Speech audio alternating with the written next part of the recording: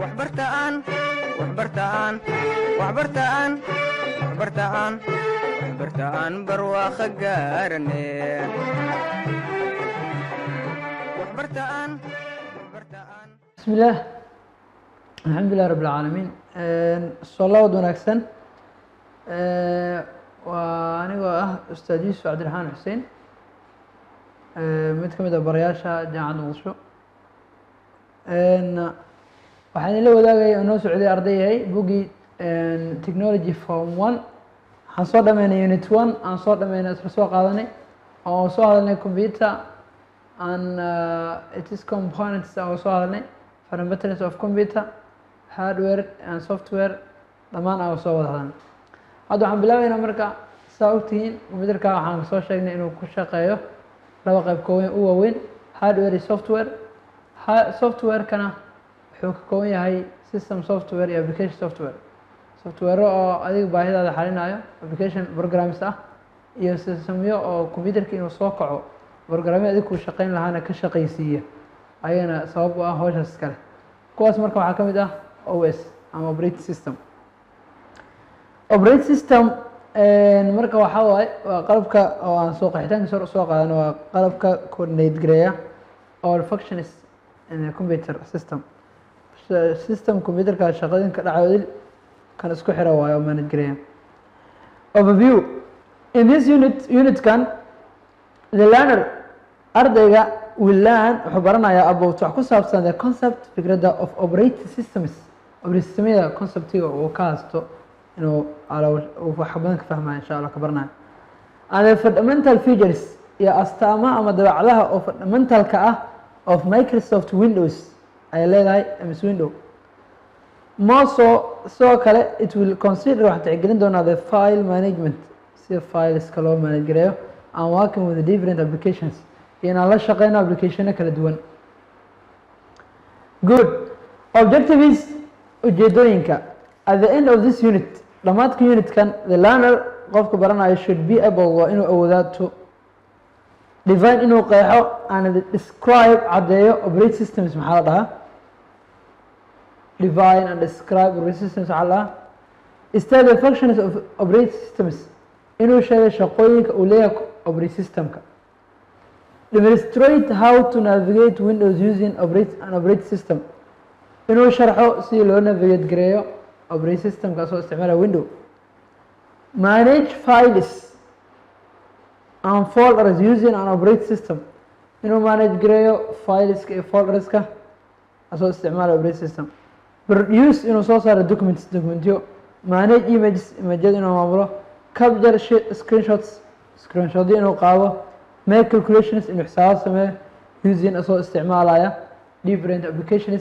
applicationo kala duwan markaas and tool in operating system iyo tools kala duwan operating systemka dhexdiisa ku isticmaalaya good lesson 1 cashirka koowaad operating system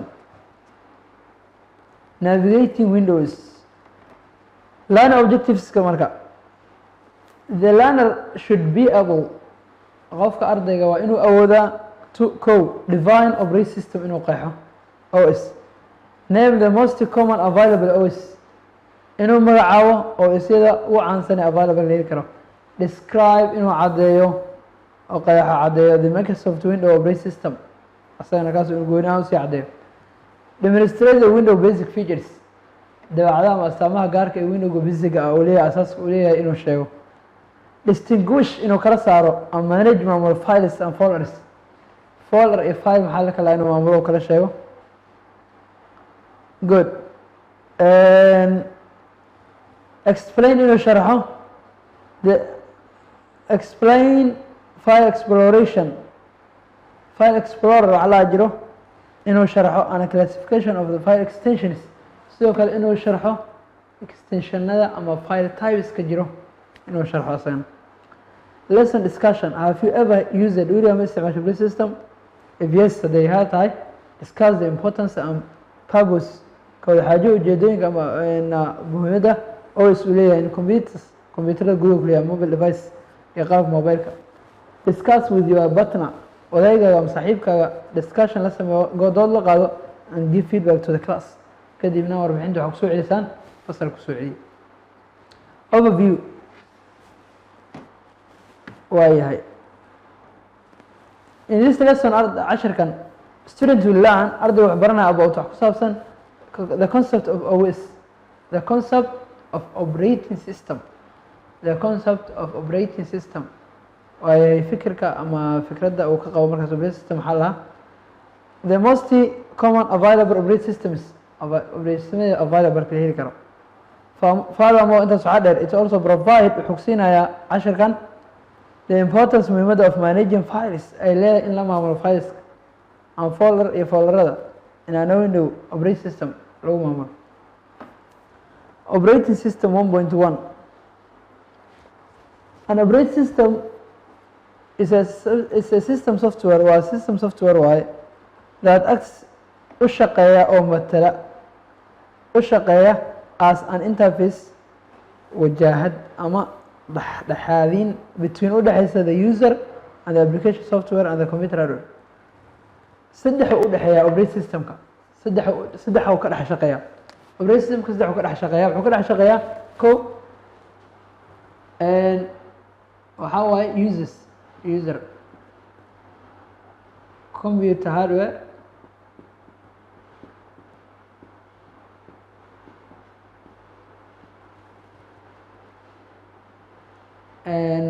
iyo application software application programs.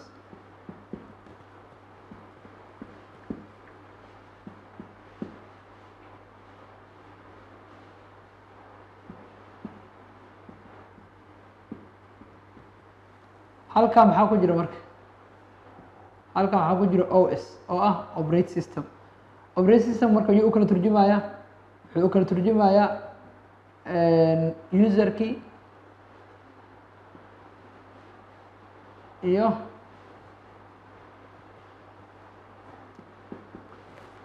operating systemka waa marka userka iyo computer hardwareka iyo application softwareka inay wada hadlaan waxaa suurtagelinaya maxaa waaye waxaa suurtagelinaya waxaa waaye OS-ka waay. haddii OS-kan meesha uu ka baxo application softwarekan iyo userkan wada hadli karaan.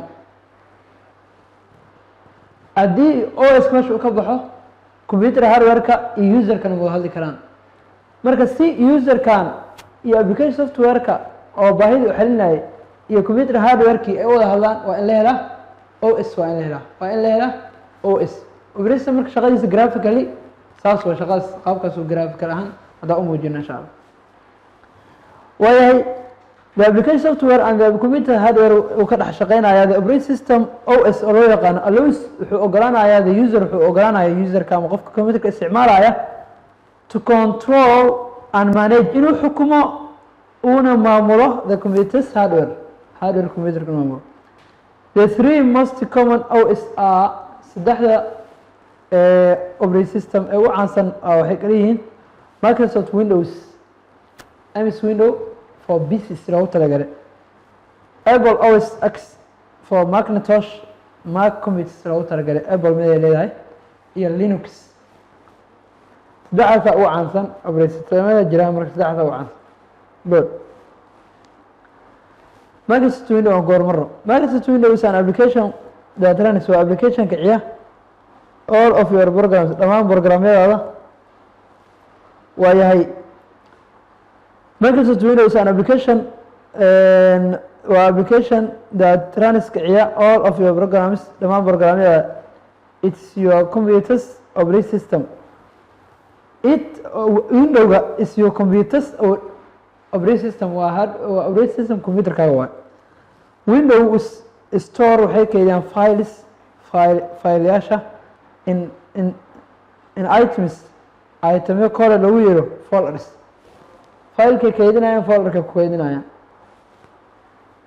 on different drivers drivero kala duwan. this operating system was designed waxaa loo naqshadeeyey waxaa naqshadeeyey and produced soo saaray by Microsoft Corporation shirkadda loo yaqaano Microsoft shirkadda la iskale Windows. marka iyadaa soo saartay kombiyuutaradeedana ugu talagashay inay ku shaqeeyaan dadka ay ku adeegtaan.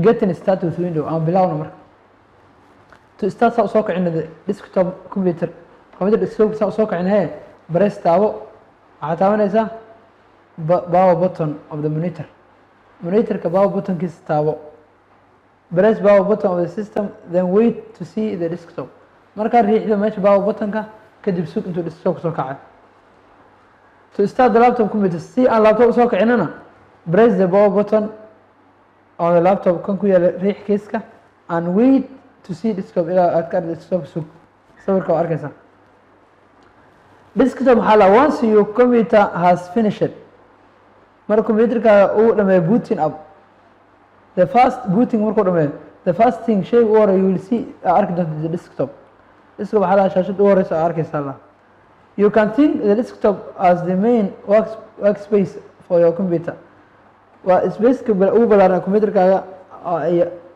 inay tahay oo fahmaysaa from here halkan you can view waxaa ka arki kartaa and manage maamuli karta your fileska applicationskaaga and access the internet waa ka heli kartaa desktop marka intaas soo shaqo ku qaban kartaa markaad joogto taskbar intee la taskbar waxaa la qaybta hoose ee salka ah ee computerka la the taskbar qaybta hoose shaashada la marka taskbar is the long horizontal bar waa qaybta jiifta horizontal bar ka jiifa at the bottom of salka of the screen shaashada it shows wuxuu ku siinaysaa which program are running program ka kacsan and allows wuxuu ku ogolaan to switch between open windows inaad kala bedesho iskaga gooshto window furan oo kacsan and start a new program cusub inaad kacayso the taskbar is almost always visible hadda jeer waa la arki karaa and it has three main sections saddex qayb uu leeyahay start button qayb la dhaho which opens the start menu qayb start menu furta start buttonka arki doonta insha Allah taala qaybaha barnaamijka ku arki doonta the middle section qaybta dhexe which shows kusanaysa which programs and files are open programyada furan and allows ku ogolanaysa to quickly switch between them inaad iskaga gooshto si degdeg ah number 3 the notification area qaybta oysiiska which includes soo jirta clock saacada and icons iyo icono small pictures rare that communicate la sheegay the states of certain programs xaaladda programme gaar ah and the computer settings start button maxaa la is the main gateway waa ganjeelka to your computer's programka computerkaaga la gelayo folderada and settings and it provides a list of choice dooqyo kala duwan taxa kale lagu yeero menus just like restaurant menu marka asaga menus ku siinaya menus maxaa waaye waa meel oo ikhtiyaaraad badan ay yeelaan options badan ay yeelaan oo wax ka dooran kartid marka waad dareemi kartaa start buttonka sawirkiisa meesha saaran oo arkaysa open an application windows loo furaa windows come with several useful applications oo la imaado already installed lagu soo install gareeyay you can use isticmaal karto to do various tasks inaad ku sameyso shaqooyin kala duwan such as applications sida applicationada include isugu jira notepad calculator snip and sketch and paint applicationaas uu ku imaadaa marka practical meeshan lasoo aan qaadanayna si aan practical see loo furo application aan aragna practical iyadoo insha Allah practical intaan soo gelinaya insha Allah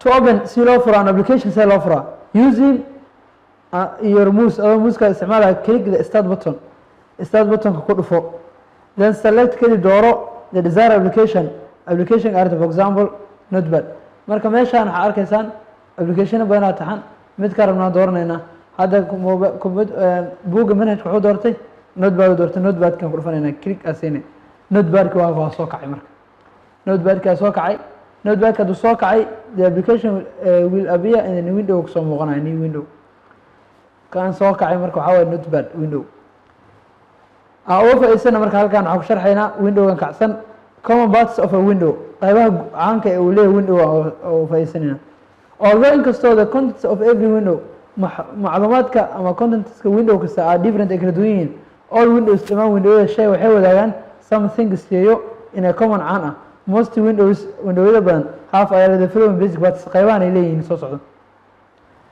marka windowgan soo kacsan qaybtan oo number 1 ka waxaa lahaa file menu bar allah qaybta maxaa lahaa menu bar qaybtan kale oo number 2 waxaa la title bar oo meesha ay ku qoran tahay untitled notepad. qaybtan saddexaad waxaa la minimize button maxaa la minimize oo meesha dakhayres hoos u aada application hoos ku tagay. qaybta kale waxaa lahaa afraad waxaa la dhahaa maximize button. qaybtaas waxaa loo yaqaanaa qaybta laga ballaariyo waa shaashada ama window-ga haysta. 5 close button meesha laga xiro waay. 6 scroll bar qaybta scroll barka oo laga jijiyo. border qaybta borderka scroll barka marka hadda ma soo baxsana si uu soo baxo waxaan qoraynaa Muqdisho University oo badinaynaa scroll barka soo bax marka Muqdisho University aan qornaa waa qoraalka aan qoray scroll barka kan aan jijidayo maxaa la dhahaa scroll bar la dhahaa waayahay.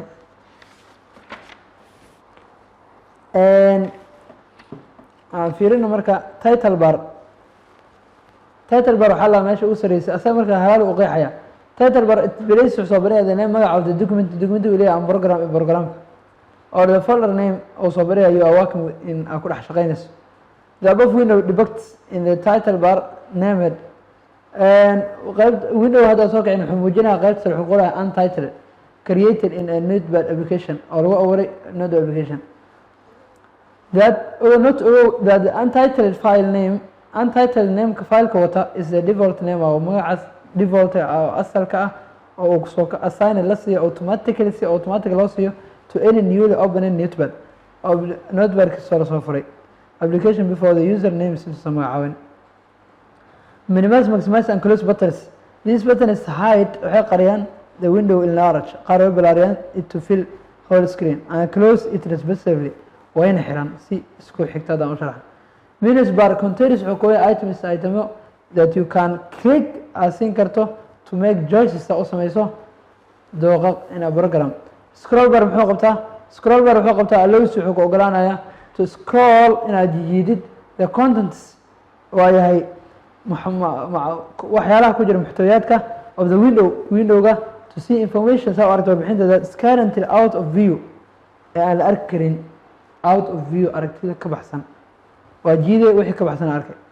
Border and corners you can drag this with your mouse pointer mouse-ka ku jiidi kartaa to change the size of the window cabirkiisa u bedesho size ka bedeli. Shutting down your computer ka loo dumiyaa when you are done markaad samayso using computer aad dhamayso it's important to shut it down probably si habboon aad u dumiso. The procedure will vary slightly depending on which version of Windows you are using. qaabka loo duminayo procedure-ka hanaanka loo raacayo loo duminayo uu kala duunaanaya iyadoo window-yada isticmaalaysa ay ku xiran tahay. Windows 10 an example. For example, to shut down your computer, Windows 10 hadaad rabto inaad dumiso camar tusaalahaan click the start button aad ku dhufanaysaa when power icon appears marka power icon-ka uu soo baxo click the shut down menu ku dhufo shut down-ka ku dhufanaysaa. waayahay restarting and sleep mode computerka si loo soo restart gareeya and sleep mode loo aadiya. To restart or reboot waa isku micnee a system means micneheedu waxaa waaye that the computer goes inuu u socdo through a complete shutdown process hanaan damid ee dhammaystiran then it starts back inuu dib usoo kacayo again mar labaad. So you can use restart button aad dooran kartaa to quickly turn it off and on again si degdeg ah u damiso isla markii mar labaad hadana u soo shidid. Another option ikhtiyaar kale waxay tahay sleep mode which means taasoo micnaheedu ay tahay it turns off wuxuu daminayaa most of your computer's processes hanaanka computeradaada but laakiinse it remembers wuxuu xasuusanayaa ama which applications and files are open marka way kala duwan yihiin. Restart maxaa waaye computerkan automatically haddamo asaga soo shido restart hala si sax u damaya markaas application kasta waa xirmaya uu damaya shut down laakiin asaa soo kicinaya mar labaad. daba tan kale oo ku soo harto waxaa waaye sleep mode xaaladda waxaa waaye xaalad computerkii waa daminaya laakiin wuxuu xasuusnaanayaa applicationadii furnaayeen sidooda kuwa furnaanaya mar walbo meel jugsiiso uu soo kacaya computerka applicationadaada meeshii hawsha ku maraysa ay ku marayso meesha ka sawanaysa. marka mid walba isticmaal gaar uu leeyahay oo aad mararka baahi gaar ah u isticmaali kartid ayuu leeyahay. waayahay intaas waxaan ku baranay see loo soo kaco computerka iyo xaaladaha kala duwan ee la isticmaali karo. Working with files and folders 1.4 file and folder aan baranayna. File and folder maxay kala yihiin? File is an item waa shay that contains ka kooban information warbixin. For example, tusaale ahaan text qoraal or images ama sawiro or videos and video on the computer dul saaran. Files are represented. Fileska waa xarumata with icono. This makes tan ayaa waxay ka dhigaysaa it easier way fududaynaysaa to recognize in la garto a type of file nooca fileka uu yahay by looking at its icon. keliya adoo fiirina iconkiisa. Marka file and folders study file and folders way kala duwan yihiin. File and folders file waa shaygii aad wax ku dhex qoranaysa. For example, tusaale ahaan buuggan this is a book. kan waa book waxaan ku qoranayaa assalaamu calaykum aan ku qoray mu. This book waxaan rabaa inaan gashto baaggan. tan waxaa waay baag boorso. buuggan waxaan dhex gashan doonaa boorsadan. marka buugga waa meesha saxda oo macluumaadka uu qornaa waaye. folder boorsadan waxaa waaye waxay ilaalinaysaa buuggii. marka folder iyo file waxay kala yihiin buuggaas iyo boorsadaas camal. marka buuggaas oo aad wax ku qoratay kan waxaa igu qoran qoraal. buug kalena waxaa igu qoran xisaab 1 2 3 4 5 ku kale waxaa ku qoran carabi bismillahi rahmaani rahiim aan ku qoray. marka buugtan buug bay wada yihiin dhammaan waxay yihiin buug laakiin waxay kala duwan yihiin nooca ay kala yihiin. kan buug xisaab waaye kan buug waxaa waaye oo qoraal Soomaali ah kan buug buugta marka way kala duwan yihiin. fileskana sidoo kale way kala duwan yihiin nooca fileka uu yahay fileka asaga garanaysa magaciisa garanaysa oo haddii word document uu yahay hadduu yahay presentation hadduu yahay spreadsheet hadduu yahay waa si fileka nooca uu yahay hadduu notepad yahay haddii kale. marka nooca fileka way kala duwanaanayaan fileka aawad iconkiisa ku xiran tahay si uu hadda kuu sheegayo. waa kana folder ugu horeeyo audio document ku xigo videos iconadooda kala duwan fiir iconadooda lagu kala garanaya. folder maxaa la folder is a specific storage waaye waa kaydiye gaar ah. location waa meel kaydin oo gaar ah in the main storage device main storage ka kamid tahay. folders are used waxaa loo isticmaalaa to store related files in lagu kaydiyo fileska isla lagu kaydiyo. waa tii aan sheegay hadda ku sheegay aan ku dhahay buugtan waxaa la dhex gashanaa boorsada. marka buugta boorsada buug kasta oo isla boorso gooni ah gelinay saa u kala habaysta. good. marka for example tusaale ahaan user can create wuxuu abuuri karaa folder in the hard disk uu ka abuuri karaa and use it uu isticmaali karaa to save so uu save garay his or her documents. folder aan samaysanaya saan u save garay documentiya wixii documenti ah folder aan samaysanaya.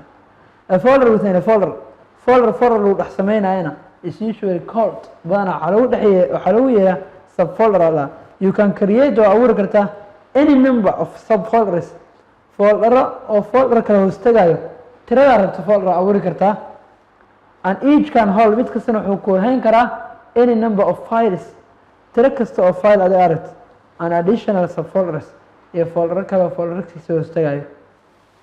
good. books folder lahayo lessons folder lahayo folder photos folder videos folder marka noocooda kala duwan waxa fileska ay ku hayaana magacooda iyo way isleeyihiin oo hal magac u baxsanaysa magac gaar u baxsanaysa.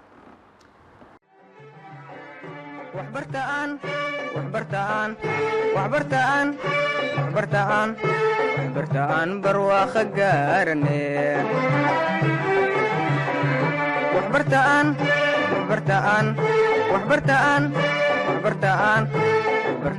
barwaaqo gaarane.